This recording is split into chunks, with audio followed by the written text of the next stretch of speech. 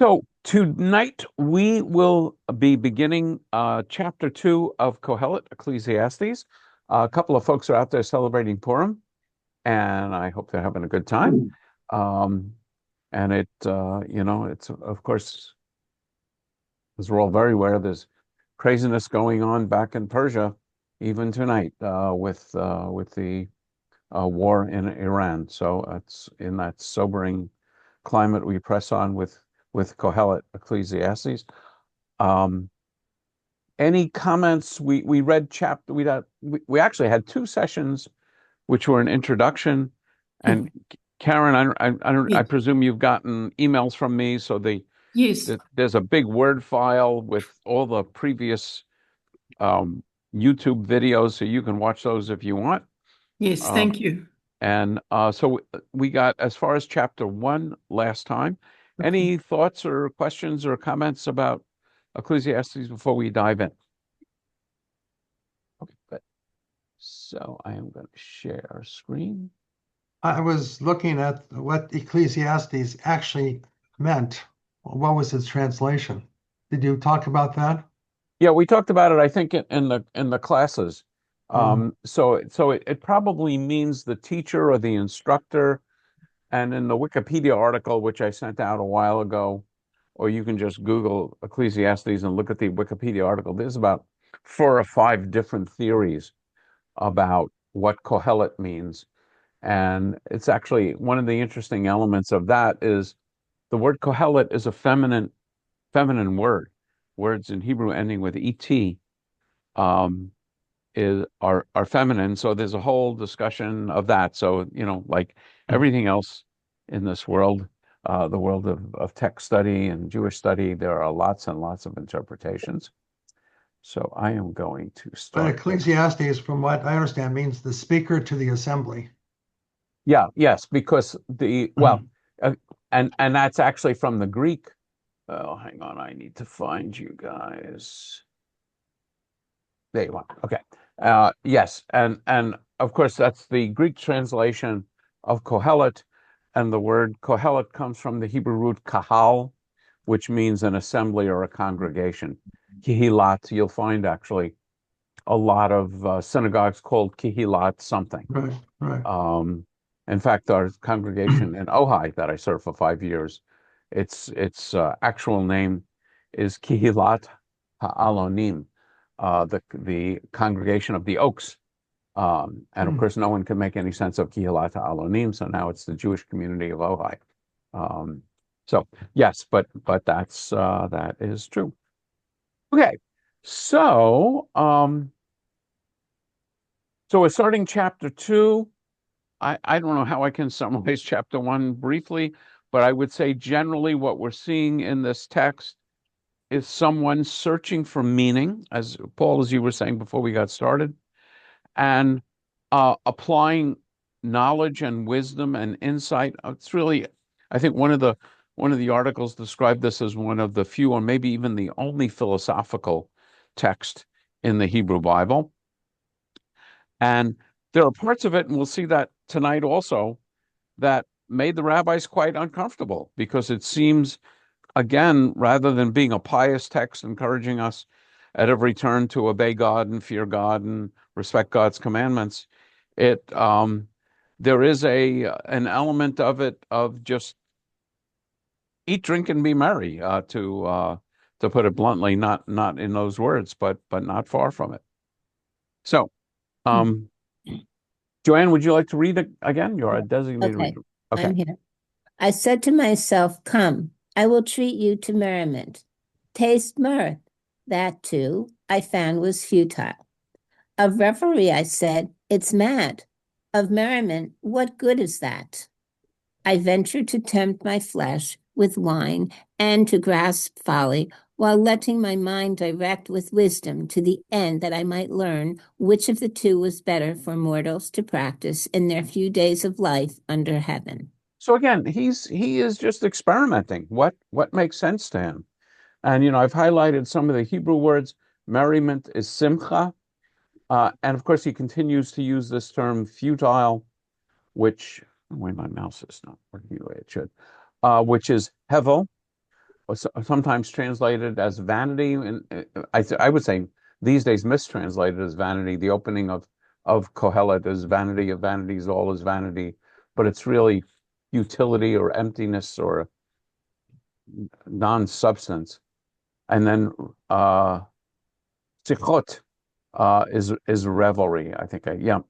And so he says, what good is that? And it's literally, you know, Mazo asa. Literally, what does this do? So merriment, revelry, fun is what good is this? And so he's going to turn now from pure fun. So think about, I don't know, Disneyland or rides or um, that sort of stuff. And now he's going to try and uh, and go to wine, yayin, and tempt his flesh, basar, uh, um, with wine, sorry, grasping folly. So he's he is trying to find different ways to add meaning to his life, but still focusing on wisdom. Let's see. Okay, let's continue. So I multiplied my possessions. I built myself houses, and I planted vineyards. I laid out gardens and groves in which I planted every kind of fruit tree. I constructed pools of water, enough to irrigate a forest, shooting up with trees. so he is going on a buying spree. I can't remember if I have a little, yeah. So he's going on a buying spree. He's going to see, will stuff make me happy? And one of the commentaries pointed this out, that almost every verb is accompanied by li. Li means me or to me. Um, uh, and so you'll see it actually in this slide and in the next slide. It's obsessive. The way I described it was obsessive consumerism. He is looking to see if having stuff will make him happy. I bought male and female slaves, and I acquired stewards. I also acquired more cattle, both herds and flocks, than all who were before me in Jerusalem. I further amassed silver and gold and treasures of kings and provinces, and I got myself male and female singers, as well as the luxuries of commoners, coffers and coffers of them. And the word here, according to one of the commentaries, sidah and sidot, can mean concubines.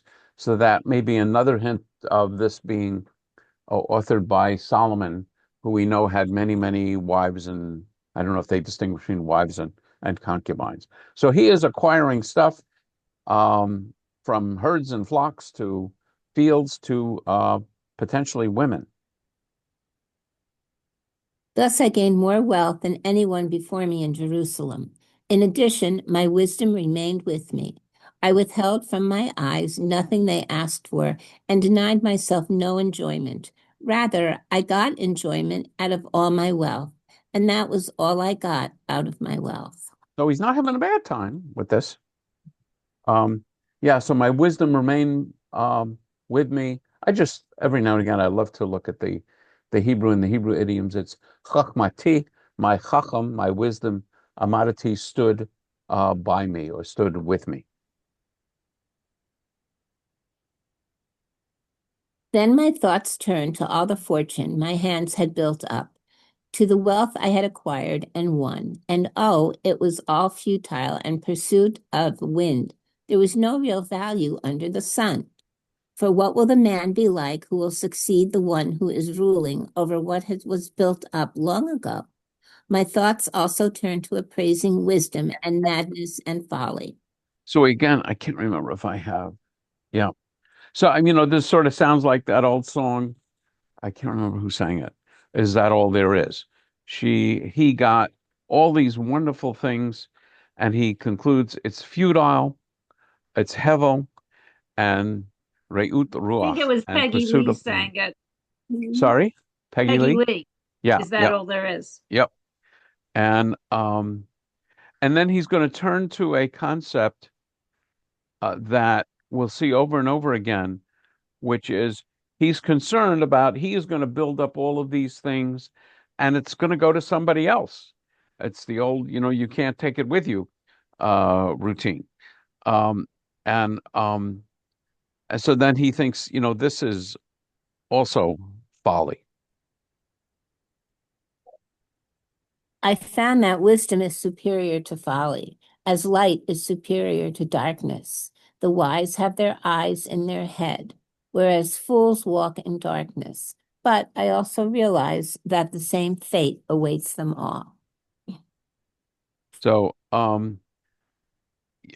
least he thinks up here that wisdom, chachma, is better than sichlut, silliness or folly.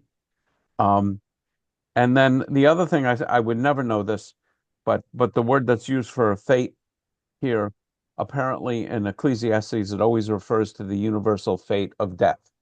So so again, he is very much concerned with the fact that um, death awaits us all. So, after you've accumulated all of this stuff, you're still going to die. But But if but that's a realization. I mean, that's the way it is. I mean, you can't find immortality. but if it was not dead, what would happen to the world? That's what I say again. I said, if it was not dead, everybody was alive forever, what would happen to the world? Oh yeah, what would happen to the world? That is true, but it doesn't speak of certainly what Judaism speaks of, and that is that there is an afterlife, and that you will get your reward for doing good things in the next life. And again, this is one of the reasons we're going to see, the rabbis have some grief with this book. And probably the reason it's in the Bible is that it is attributed to Solomon. And, I think on one level, the rabbis are saying if Solomon wrote it, that's good enough for us. Um, but but it's not what you would expect to find in a biblical text. But the afterlife concept is really more prominent in the Talmud than any place in the Yes, Tanakh. yes. I'm just saying we're not finding that. Yes, yes. And in fact, we're going to see one reference in this book, which is it is the only reference in the Tanakh, in the Hebrew Bible, to going up somewhere after you die. Paul. Yeah, this only applies to me as I see it, but it could apply to lots of people. But in my life, I don't see having things worth it because having the things is not as great as having love for God and the inside happiness that I have for Him. I don't see things as better than that. I can't. Right. So you're agreeing with Kohelet that the acquisition of just things um, doesn't make you deeply happy. Does not. It does not ever. And No, then no, you're going to no. go in the same direction as the rabbis, which it's not clear Kohelet goes, that loving God and having a relationship with God is better than all these other things. Not clear that Kohelet is going in that direction. I know that I really love being in the sanctuary, and so tonight I went to the Purim spiel, but it's always such a relaxing feeling. I have to agree with Paul. Like Hashem to me is really of great value besides anything else, you know? Yes, it is. One of the rabbinic names for God, words for God, is Hamakom, which means the place. Sometimes it's translated as the omnipresent, but it's a very interesting name for God. But I think it sort of captures what you're saying, that God is a special place to be in. Okay, But let's. spoiler alert, we read this whole book or Megillah, and then we come to the very last sentence, which changes the whole complexion. Yes, and we discussed several times that scholars believe that was an editorial addition because it Oh, okay. is so out of context with the entire theme of the book that there is a feeling that a scribe or an editor or someone else came along at the end and said, we got to have a more holy sounding ending to this book. And so that is the scholarly view. So we need a Hollywood ending. We need a Hollywood ending. Yes. Okay, Joanne, let's continue. So I reflected, the fate of the fool is also destined for me. To what advantage, then, have I been wise? And I came to the conclusion that that one, too, was futile, because the wise, just like the foolish, are not remembered forever. For as the succeeding days roll by, both are forgotten. Alas, the wise die, just like the foolish. So what he's saying, as I read it, in the grand scheme of things, it doesn't matter what you've done with your life. I actually don't agree with this. Yeah, I don't Um, either. but he's also making a distinction, and I'm thinking about the comment you made, Paul, that there may be things that bring you happiness during your life. Yes. And now the question is that hevel? Is that a passing wind in the grand scheme of things? If my great, great, great, great grandfather found meaning in his life through doing, I don't know what he did. I mean, I had great, although go back a few generations, we're talking Russia and Poland. I have no idea what he did. Actually, I do know. I actually come from a long line of rabbis, which I discovered after finding family in Israel. But does that have any effect on anything? So that's the question Kohelet is raising. Yeah, but the interesting thing is, after writing this, what it would be about 2,800 years ago, we still know who Solomon was. Yes, and we even know who Kohelet was. Well, we know about this book. We really don't have a deep idea who wrote the book. I mean, it's very clear that it's not Solomon, because there are the Hebrew is much later. We discussed this in other classes. The Hebrew puts it at about the 3rd or 4th century BCE, and there are Aramaicisms and references, but we certainly know who Solomon is, and we are certainly aware of this book Kohelet. So again, I actually think one of the powers that goes on here, one of the powerful things that this book refers to is the power of the journey. That it's not so much exactly what you did and what you accomplished, but the journey, which is important. We have two Pauls. Paul Safran. Yeah, I would just say P.S. Paul Safran. That's fine.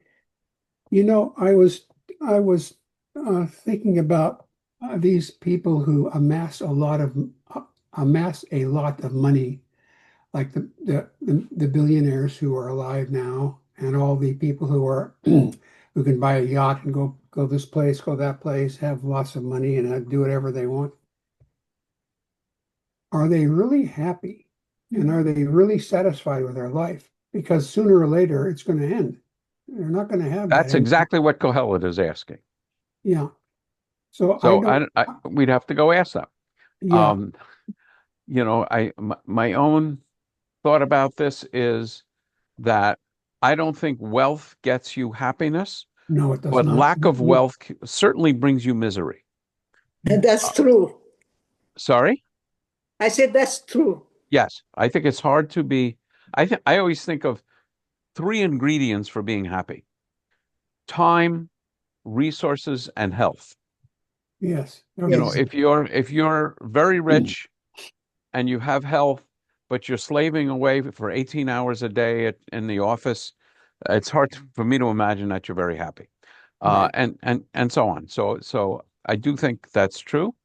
We read now about all of the craziness surrounding Jeffrey Epstein.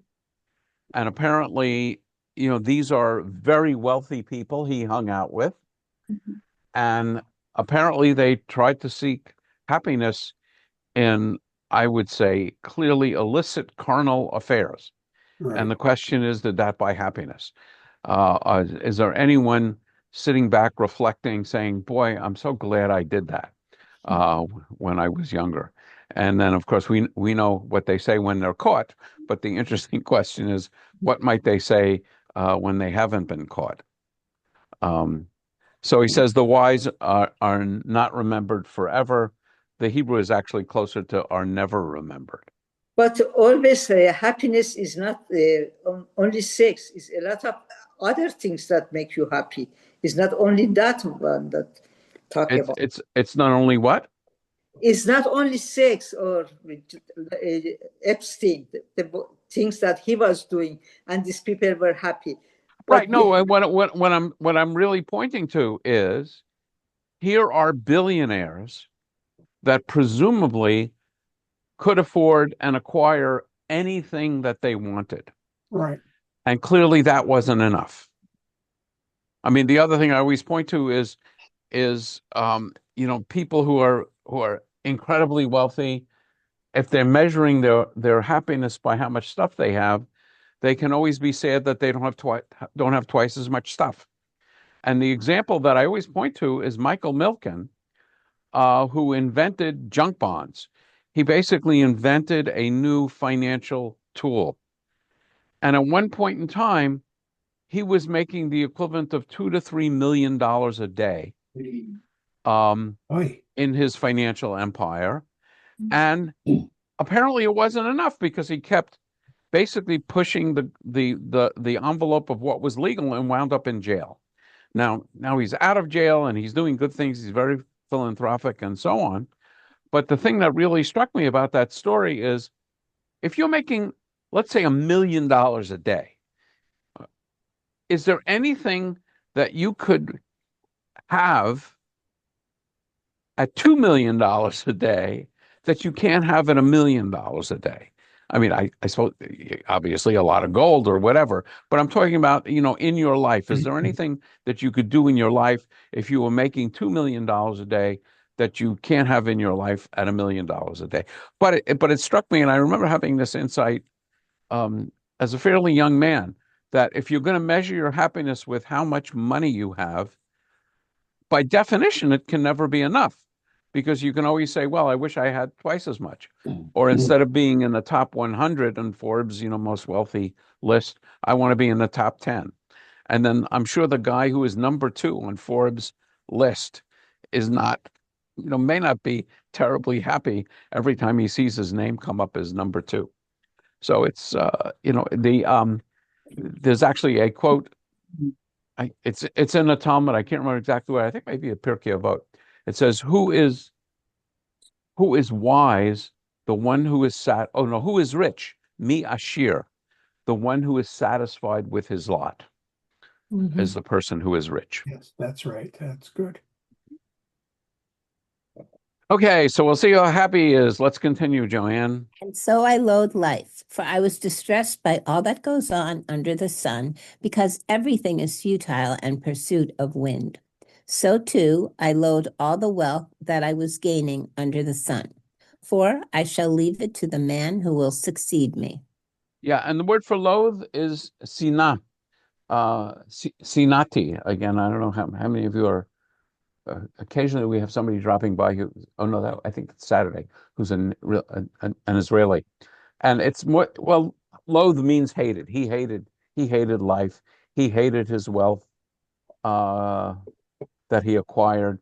And again, you see this phrase, which I find so interesting. He's not going to enjoy it forever. He's going to leave it to someone. And clearly he's not happy about that. I would say a lot of people I know may be happy about the fact that they're leaving their wealth to their children or to somebody else. But anyway, that's not Kohelet. He doesn't. And so actually one of the commentaries, I don't know if it's, yeah, okay. So Rashi, the great commentator, says that Solomon's despair came from foreseeing that his kingdom would fracture in the days of his son Rehoboam. Again, if you know the biblical history of the kings after Solomon, you have 3 kings that are kings of all of the tribes. You have Saul, David, and Solomon.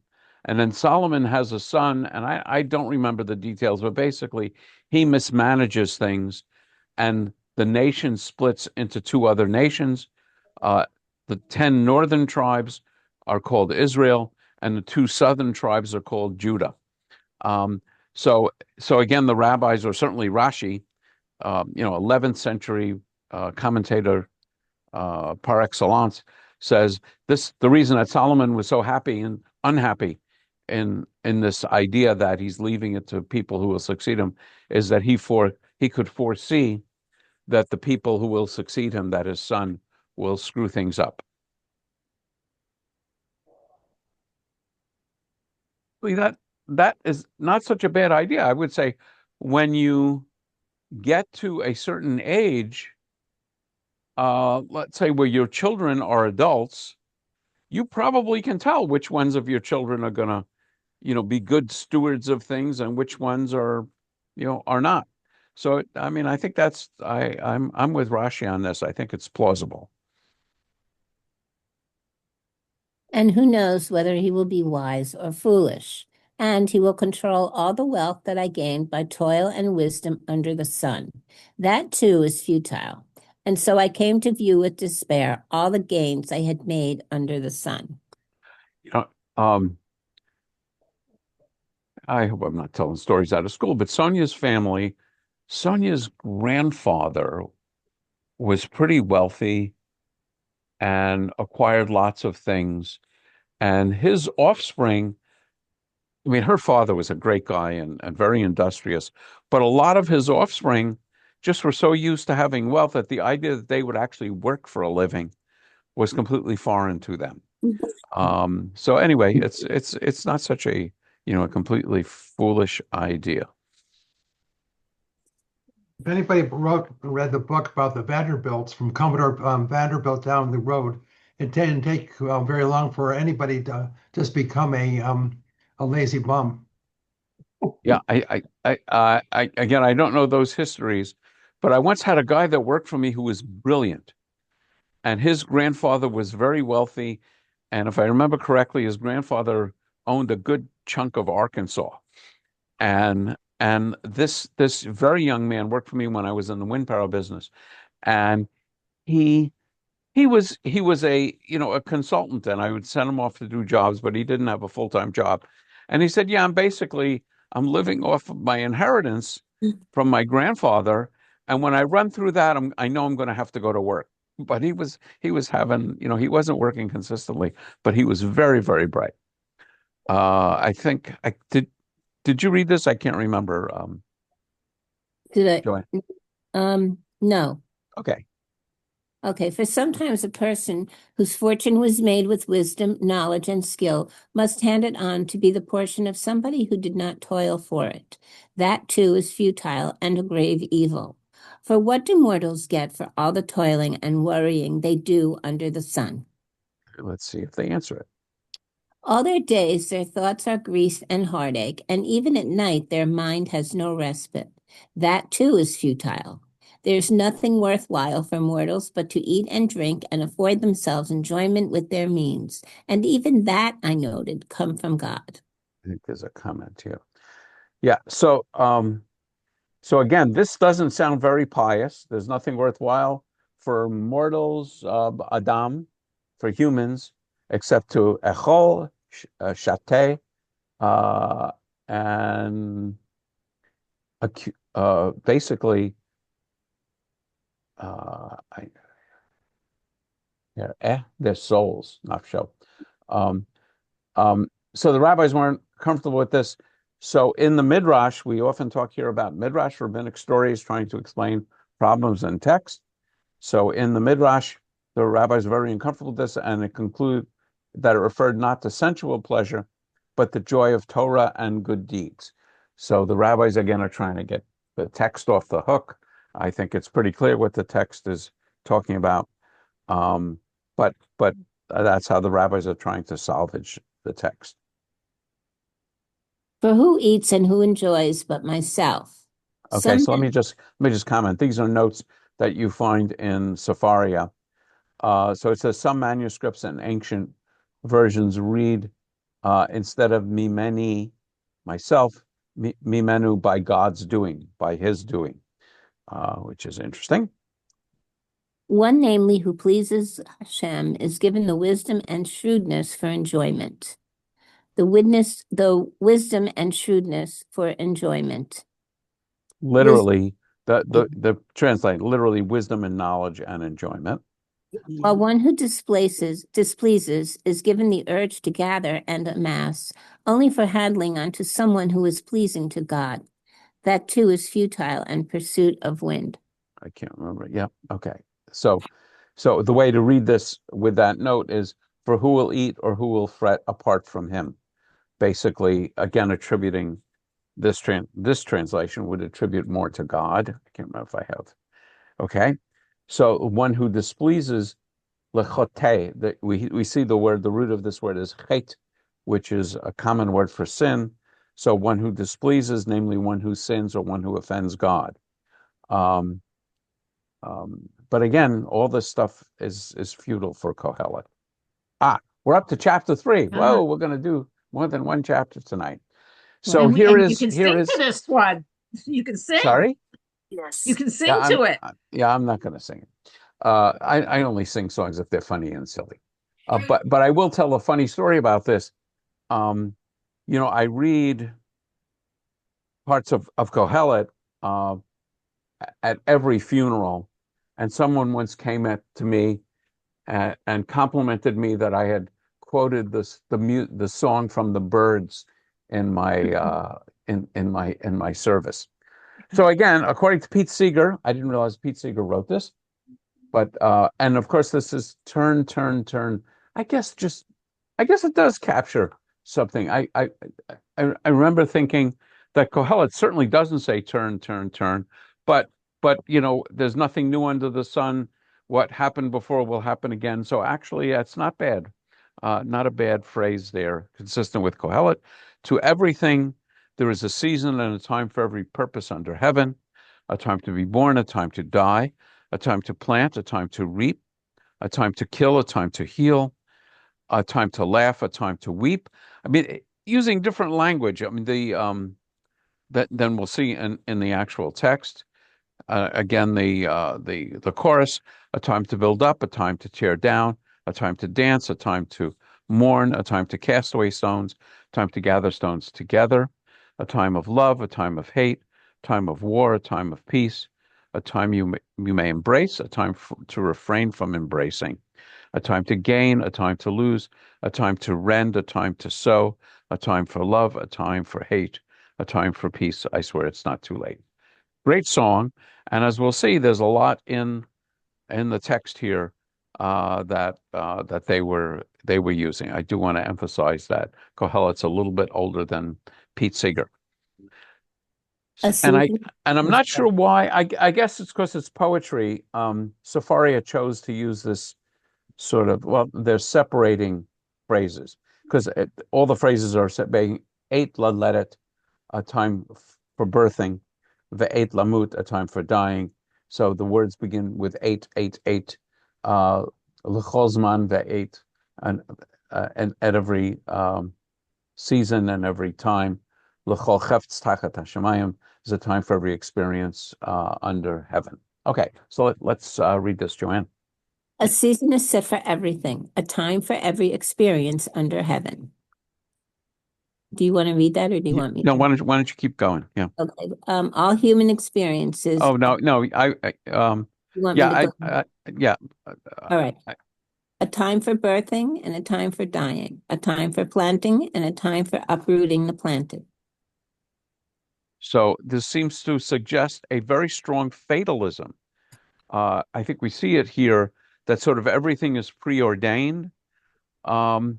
But this is certainly not common in biblical or Jewish thought. It is not absent in biblical and Jewish thought, and specifically in Jewish mysticism and Kabbalah, it is a very common thought that everything is planned and going the way God wants it, but it's not common in the remainder of Jewish thought. But doesn't this give order as opposed to chaos in life and experience?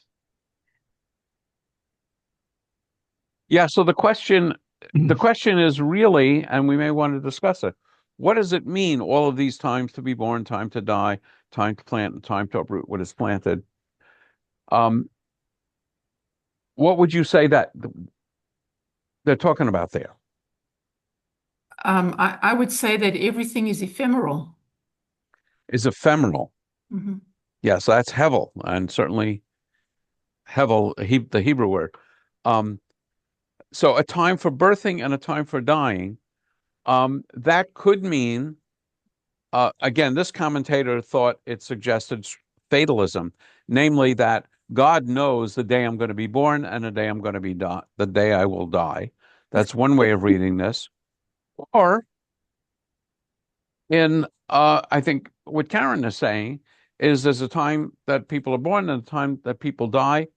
Everything is sort of cyclic, not that there's a sort of a preordained. We're just impermanent. Yes. And, I think about the Unatana Tokef on Rosh Hashanah it is written, and the fast of Yom Kippur it is sealed, who will be born, who will die, who will have a good year, who will not have a good year, and so on. So we do see some elements of that. Let's continue.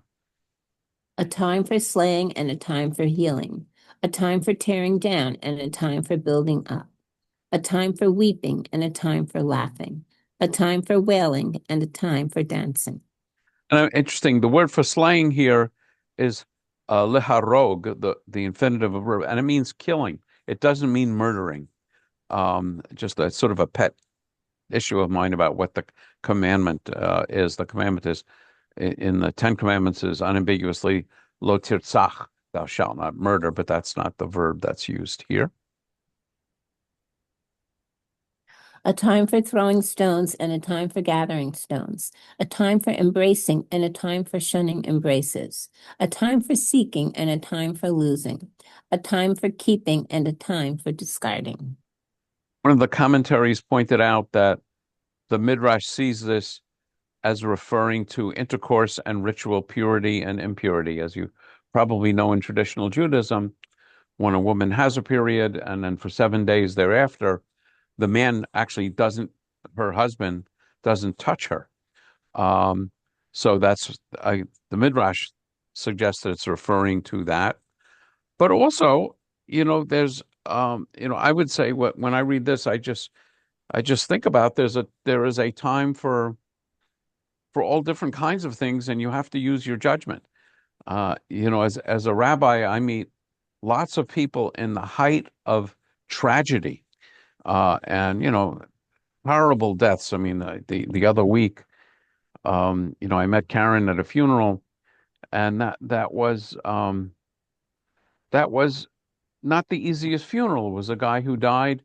He was, I think, 72, but he had Alzheimer's, and a brilliant guy. And I think everybody there felt like, they were robbed. So it was not the easiest of funerals. A day or two before that, I had a man who died at 92, and everybody, had a very different sense of that. And then a few days before that, I had a woman who was hit by a car and killed at 22. Right. And so they're very different experiences. This is all in 1 week. And then, I think that weekend I had a wedding. But I am very conscious of the fact that although I love to talk about theology, when I'm comforting someone in the midst of this kind of tragedy, it's not the time to talk about theology. It's just the time to comfort. And you have to use your judgment. And, some people will say, I really want to talk about why this happened, how God could allow this to happen. And I will, it's something I love to talk about, but quite often I won't. I said, well, call me in a week or two and we'll talk about that. Because in the midst of tragedy, it's not the time to talk about theology. It's actually one of the lessons of the book of Job. Job is mourning for his children who have just died, and his friends come and start lecturing him about theology. Let's continue. Did you think that the Midrash was sort of out there a little bit? I mean, when I read about embracing and refraining from embracing, and they're talking about sex, I just don't see the connection. I mean, can you enlighten us how this came to be in terms of a Midrash? Yeah, so what a Midrash does, the word Midrash comes from the Hebrew verb lidrosh. It means to draw out. So what a Midrash does is it starts with text, and the underlying assumption is the text is infinitely deep and infinitely meaningful. So I absolutely don't. I would never say that. I actually I don't know what the rest of the Hebrew is for this. Yeah, I just think it's a stretch. I mean, I could not conceive this had to do with sex. Yeah, I absolutely agree with you. A midrash is a stretch. So so basically, oops. Yeah, so what it's saying is rechok me havek. Oh, that's interesting. Havek, chavek. I, I, I actually I can do this. Chapter 3, verse 5. Hold on. Whoops. Safari. I'm just going to take. Actually, let's take a look at. Whoops, there it is. Chapter 3, verse 5. Can you see Safari now? I don't know if you can. Yes. You see me? It says a class. Do you see me scrolling through Safari right Yeah. now? Yes. Okay, Yes. good. Yes. Good. Yeah, so the interesting thing here is I'm gonna et lechabek, to embrace or clasp. Yeah, that's interesting. Okay. So there's a time, so it's a pretty good translation. And I think this means to be distant, yeah, to become far. So actually the translation here is pretty good for shunning embraces. So that's that's kind of step one in Midrash. Step two then is, and this is basically the basic idea of Midrash, is what else can I learn from this text? And of course, the rabbis are always very interested in justifying rabbinic law.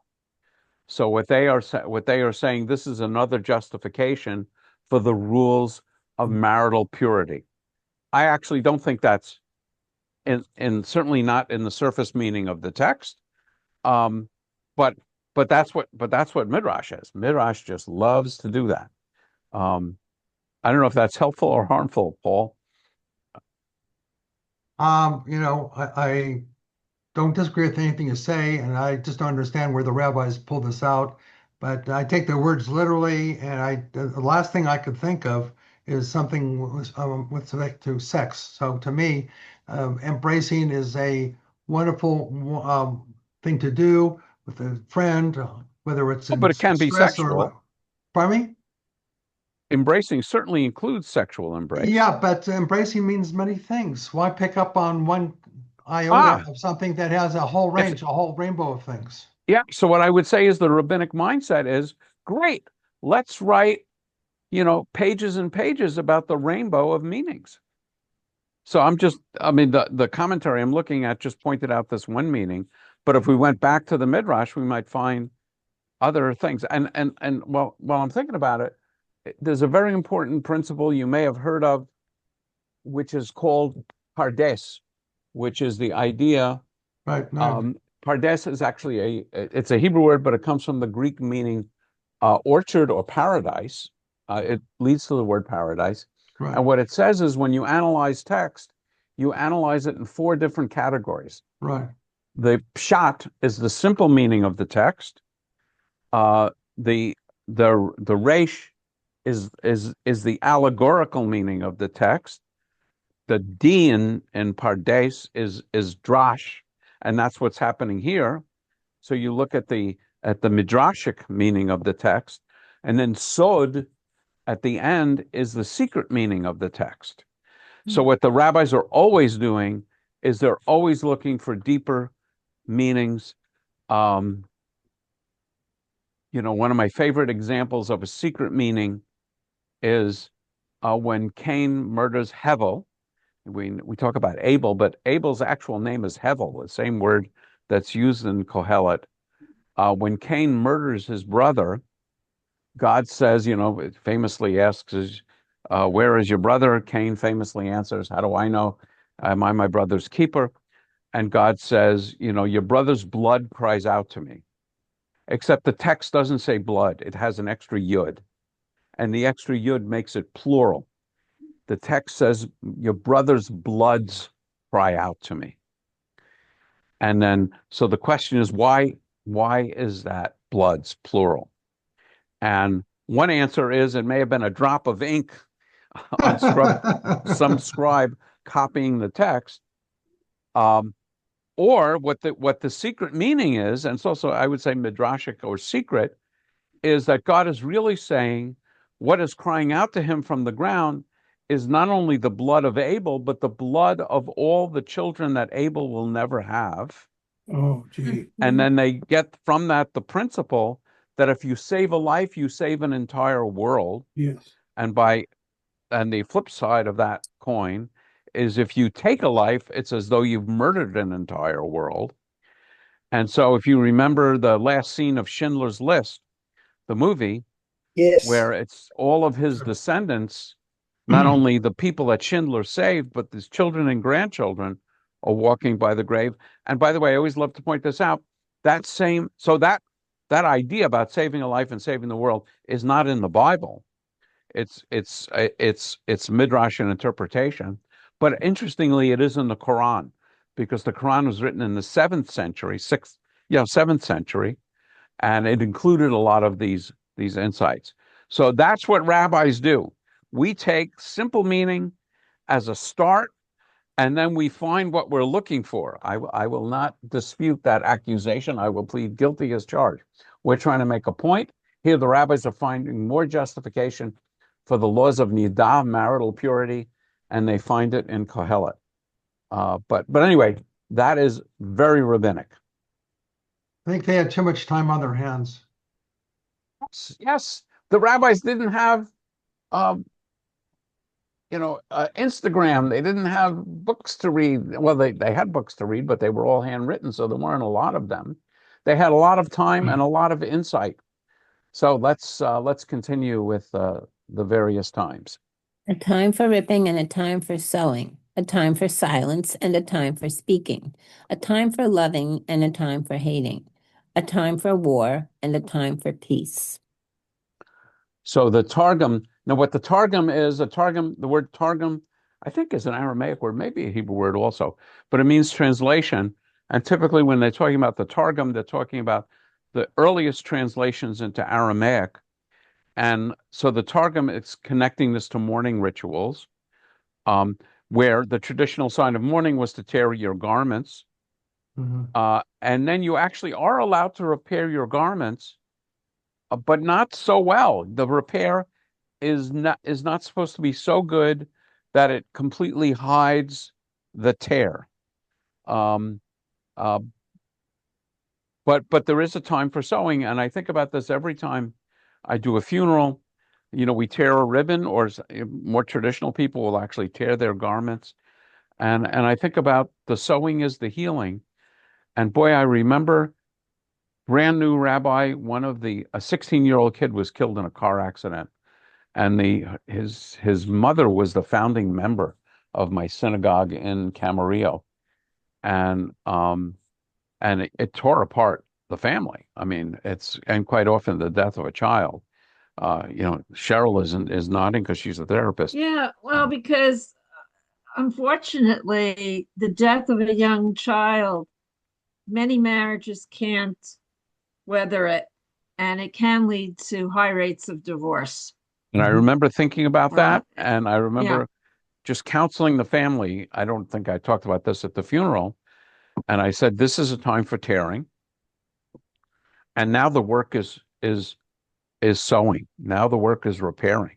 The question is, will we use our energy to keep that wound open, or will we use our energy? I know Paul's a psychologist. Paul Safran's a psychologist also. Or will we use that energy to repair the tear? And it is not easy. It's not easy at all. No, it is not. Okay, let's continue. I don't think we're going to necessarily get through chapter 3, but we're making progress. What value then can those who labor get from what they earn? I have observed the business that Hashem gave humankind to be concerned with. So, my comment was, don't struggle to get something before it's time. So again, the repeating all the phrases we just read, there's a time for this, a time for this, time for this. And I think what it's saying is, don't force it before it's time. So I'm going to read a little bit here. God brings everything to pass precisely at its time. God also puts eternity in their mind. So with the comment here that God preoccupies humankind with the attempt to discover times of future events can be referred to later, but without people ever guessing from first to last all things that God brings to pass. So we can't figure it out. There's a phrase in Yiddish that I think many of us have heard. I can almost say in Yiddish, I think it's Menschen plach und Gott lach. Man plans and God laughs. Basically, we have all these great plans, and then, bingo, I was supposed to be packing for a trip to Puerto Vallarta tonight. We were leaving tomorrow, and we are not going. So thus, I realized that the only worthwhile thing is for them to enjoy themselves and do what is good in their lifetime. What the author has already concluded back in chapter 2 that we read earlier. Also, that whatever people do, eat and drink and get enjoyment out of their wealth, it is a gift from God. I realize too that whatever God has brought to pass will recur evermore. Nothing can be added to it, nothing can be taken from it, and God has brought to pass that mortals feel reverent. I don't remember if I have a comment on this. Yeah, other than God is in control. I don't know, maybe some of you can get a deeper meaning. The language is confusing, but basically, again, we get the sort of theme that stuff is futile, and get enjoyment out of your life. It's a gift from God. Paul. Yes, I've been thinking about this idea for a little bit, the last half hour or so. And I remember an incident where I was standing in line with other people who wanted to win the lottery. And I said to myself, if I win this lottery, I know exactly what I'm going to do. And the person in front of me and the back of me said, I know what I'm going to do too.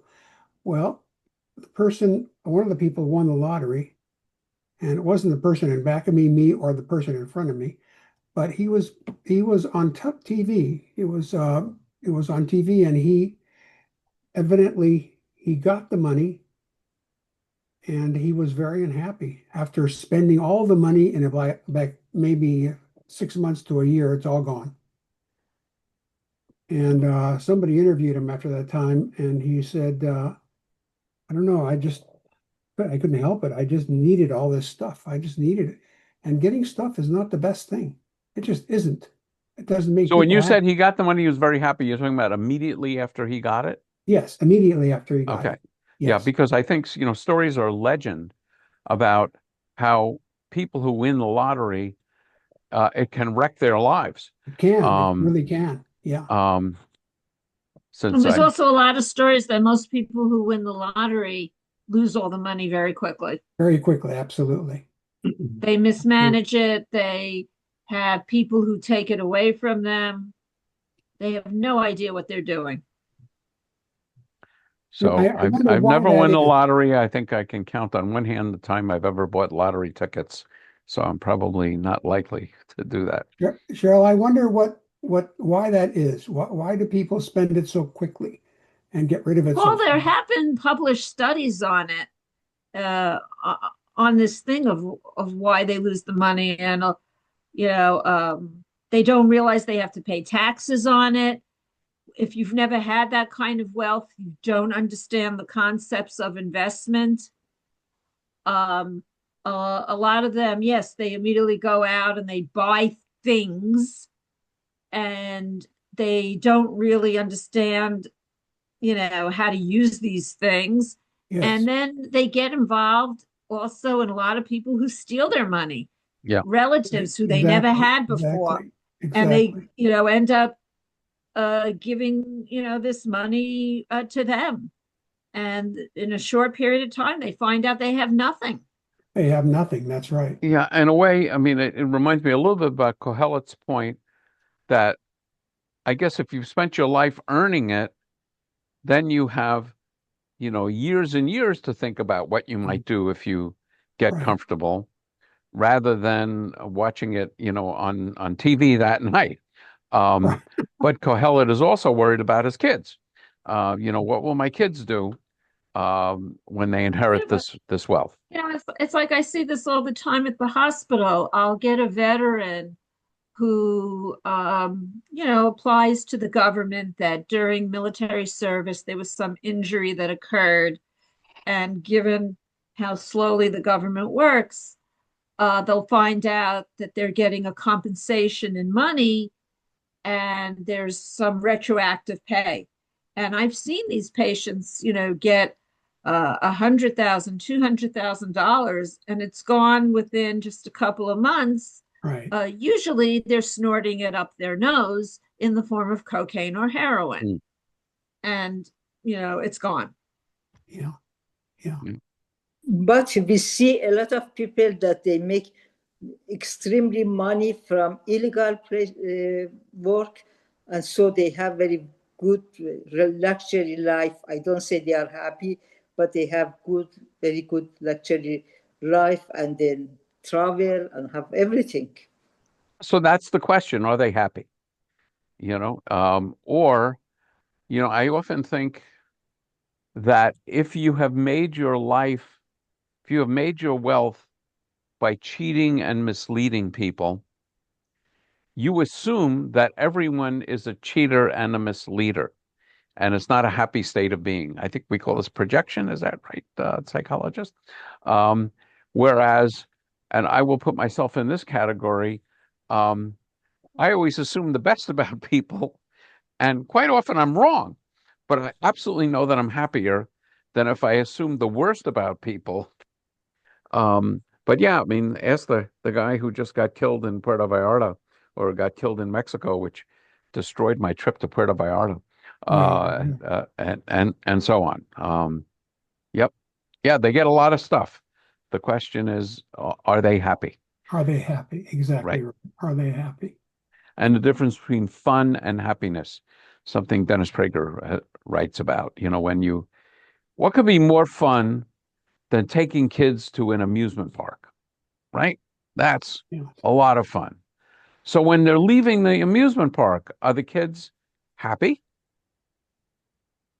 They're screaming and yelling and crying. I don't want to leave. I don't want to go. It's not, oh boy, we had such a wonderful day.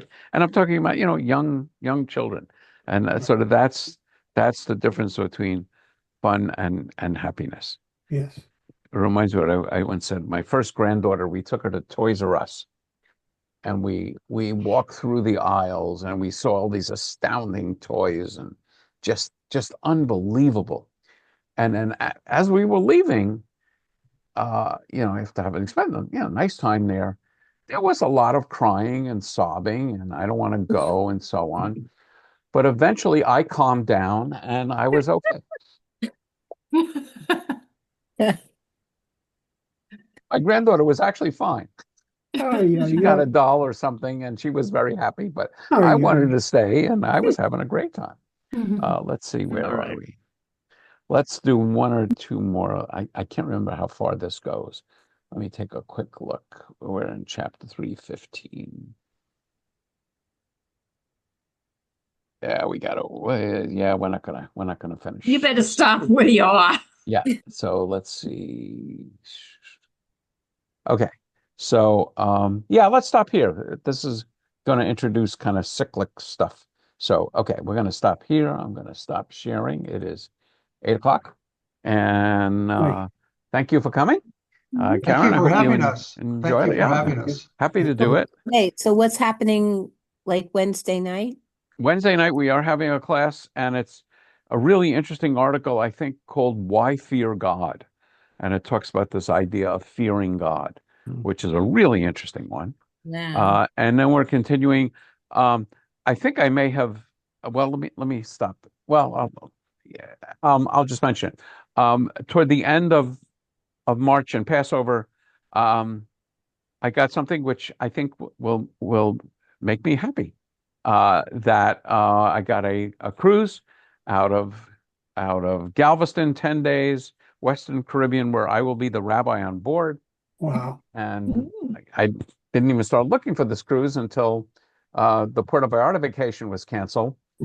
And what happens in the world of rabbis on board cruises, when they get close to the deadline, which is now, for Passover, and they don't have anybody, the cruise lines will pay for your airfare there, buy you a hotel night, and so now it's small interior cabin, but it should be fun.